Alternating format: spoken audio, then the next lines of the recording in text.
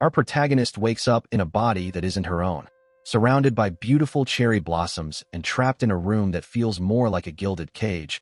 She looks in the mirror to find a stranger staring back. With silver hair and blood-red eyes, she realizes the impossible has happened. She's been possessed into the world of a story. But as she struggles to even speak her own name, one question remains. Whose life has she just stolen? Most people get hit by a truck or work themselves to death before waking up in a novel. But our girl? She's just built different. After ruling out every dramatic death in the book, she realizes she basically just slept her way into a new dimension. Talk about an easy transition. But now that the past is behind her, she has to navigate a world where her red eyes and silver hair might mean more than just a pretty face. Our heroine finds herself in a dire predicament. She has suddenly inhabited the body of a deceased girl, right in the middle of her own funeral. Shocked attendees, including maids and a cleric, stare at her as if they've seen a ghost. Trying to make sense of the chaos, she realizes, what matters now is this body I've taken over. But how do I even begin to fix this?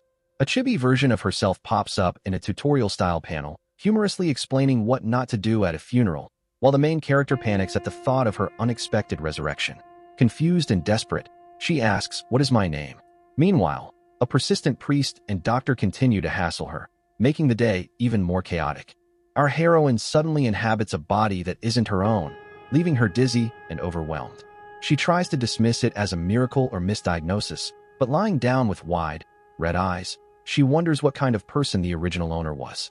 Confusion, frustration, and surreal tension fill her first steps in this strange new life. The protagonist realizes something strange about her reincarnation. Normally, when someone transmigrates into another body, the original owner's memories appear clearly, like a kaleidoscope flashing before their eyes. But in her case, that never happened. Because of this, she suspects the possession might have been incomplete or half-baked. The last thing she remembers before arriving in this world was reading a martial arts novel. Unfortunately, that knowledge doesn't help her understand her current situation at all. As she thinks about this, she suddenly finds herself falling out of a book into another world, confused and disoriented. Realizing the novel she read gives her no useful clues, she sighs and concludes that there's nothing she can do for now. Realizing she can't remember the original owner's memories, the girl decides to simply pretend she has amnesia. With determination, she declares that if things have come to this, she'll just stick with the amnesia angle.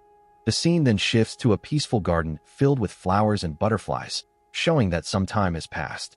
During this period, someone kind takes care of her while she recovers. Because of that person's help, she slowly begins to gather small bits of information about herself and the world around her, even though she still doesn't remember anything about her past. The girl reveals that the body she has possessed belongs to someone named Evangeline. However, even after spending 2 days in this world, she still has no idea who Evangeline really is or what kind of life she lived. Although she lacks the original owner's memories, she realizes she didn't come completely empty-handed after being transported into this body. There is still something she gained from the situation, though its full meaning has yet to be revealed. Looking at how everyone reacts to her, the girl realizes something important. This is definitely a villain possession story. The servants tremble whenever they see her, and some of them even collapse from fear. One young maid is so terrified that she begs for her life before being dragged away by the others. Watching this, the girl understands that the person whose body she now occupies must have had a terrifying reputation. From what she can tell, Evangeline lived a truly miserable life, surrounded by fear rather than respect. The girl notices another suspicious detail about her new body, her red eyes. In this world, red eyes are extremely rare and are often associated with dangerous or unstable personalities, which explains why people fear her so much. Because of this ominous trait, Evangeline was likely treated as someone destined for darkness.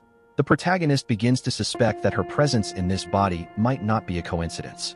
She wonders if a divine power or some mysterious force intentionally interfered with fate and placed her here for a reason. But for now, she can only question why someone like her was chosen for this role. As she observes her surroundings, the girl realizes there are clear signs that Evangeline was abused. The man who calls himself her father refuses to even show his face to her, even though she recently returned from the brink of death. From what she can tell, Evangeline was deeply hated inside this household. It seems her life was always filled with extremes, either being ignored completely or treated with hostility. One day, a furious man storms in and blames her for his wife's death, shouting that it's all her fault. Watching this scene, The girl quickly concludes that this man is nothing more than a trashy stepfather, confirming that Evangeline grew up in a toxic and cruel environment. Trying to understand her situation, Evangeline asks the maid whether she has a fiancé and what important figures exist in this world, like the Crown Prince, the Northern Grand Duke, or the Holy Son. The maid becomes extremely nervous while answering. She explains that Evangeline does not have a fiancé, and the Crown Prince is actually a middle-aged man with 2 children, meaning he is already married. She also adds that there is no chance of Evangeline becoming a Grand Duke's bride, a saintess, or the Holy Son's partner. Watching the maid panic while answering such simple questions, Evangeline realizes something strange is going on and feels she might have asked too much. Evangeline considers looking for a diary that the original owner of the body might have left behind. It could help her understand the life she inherited. However, she quickly realizes a major problem. Although she can speak the language, she can't read it at all. When she asks the maid about it, the girl becomes extremely nervous again. Trying to help, the maid promises to bring some books and teach her how to read tomorrow.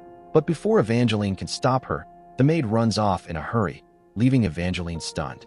Determined to learn more about her situation, Evangeline decides to search the entire mansion for a diary that might belong to the original owner of the body. She begins a full house tour, checking every possible place. First, she searches Evangeline's room, then the bathroom, and even the drawing room, hoping to find any clue about her past. However, after carefully looking through everything, she still can't find the diary anywhere. Standing alone in the hallway, she sighs in frustration and wonders where on earth the diary could be hidden. While thinking about where the diary could be, Evangeline suddenly remembers something the maid mentioned earlier. During the house tour, the maid said there was a room the previous Evangeline never allowed anyone to enter. Curious, she decides to check that place. She walks down the dim hallway toward the locked, forbidden room, wondering if the diary might be hidden there. Standing in front of the mysterious door, she hesitates for a moment, thinking that there might be something important inside. Evangeline tries to open the mysterious forbidden room, but the door feels unusually stiff, as if it hasn't been opened in a long time. Determined, she keeps pulling on the handle and tells the door to open. Suddenly, the door bursts open with force, causing her to lose her balance. Caught off guard, Evangeline falls hard onto the floor after being thrown forward by the sudden movement.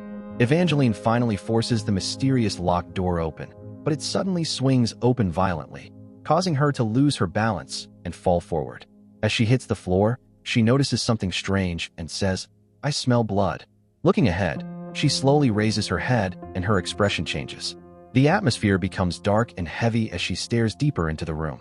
What she sees inside shocks her. There is blood scattered across the floor, forming small dark stains in the dim room. Realizing something terrible may have happened there, Evangeline freezes in place, staring at the disturbing scene in silence. The scene shifts into a flashback revealing the original Evangeline's death. Under blooming cherry blossoms, a rope hangs from a tree. The young girl's body is shown suspended from it, swaying quietly in the air. The panels emphasize the tragic moment, her lifeless body hanging as the flowers fall around her, illustrating the final moments of the original Evangeline. The story continues the flashback of Evangeline's death. It reveals that she didn't die from illness as people believed. Instead, the truth was far darker. The original Evangeline took her own life by hanging, and when her body was discovered, the scene shocked everyone who saw it. Her pale feet hung lifelessly while the people below looked on in horror. The narration reflects on the moment, describing how the cherry blossoms were unusually red and beautiful that day, creating a haunting contrast with the tragedy that had just occurred. The flashback continues with Evangeline's funeral. Her coffin, decorated with cherry blossoms, is carried as the lingering scent of the flowers fills the air. Candles are lit while mourners stand quietly, some clasping their hands in prayer. Despite the tragic death of a noble girl, the ceremony is cold and emotionless. In the end, the narration states that the funeral was a modest and quiet affair, with little sign of genuine grief. Nobles and servants gather around the coffin, but the atmosphere feels strangely cold. The narration explains that the cause of her death was nothing to be proud of, which is why the ceremony is kept quiet and subdued. Instead of mourning, the guests simply lower their heads and pray, performing the expected formalities. Only the servants and a few maids show any real emotion. The rest remain distant, treating the funeral like an obligation.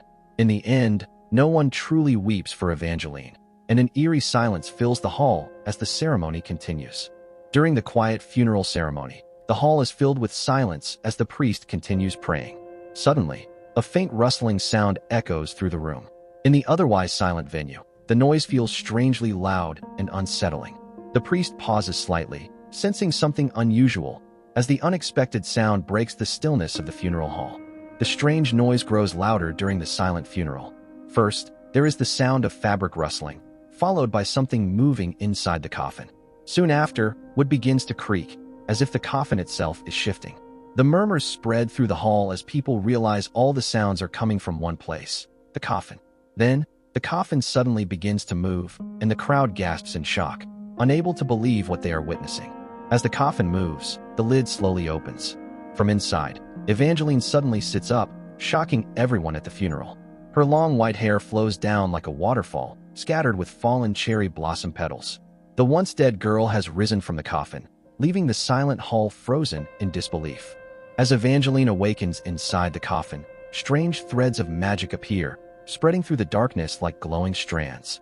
The narration compares them not to simple lines, but to spiderweb-like filaments being pulled into long threads, as if some unseen force is weaving fate itself.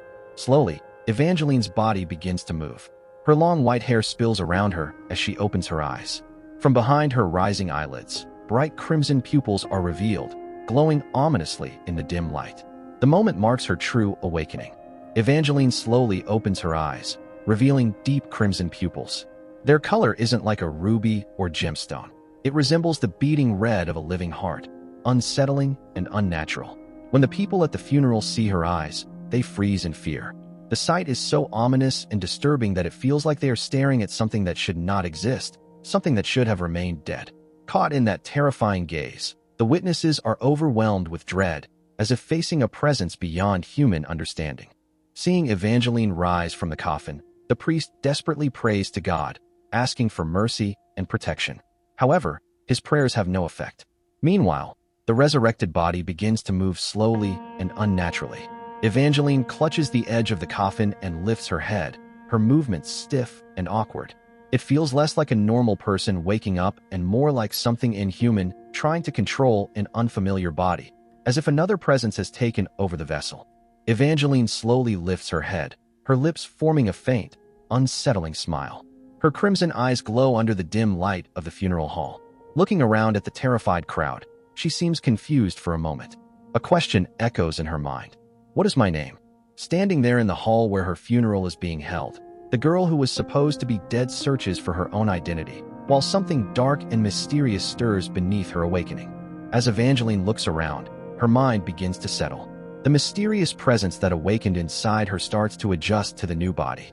Surrounded by vivid imagery of eyes watching from every direction, she slowly smiles with quiet satisfaction. It feels as if whatever awakened within her is pleased to have found a new vessel to inhabit.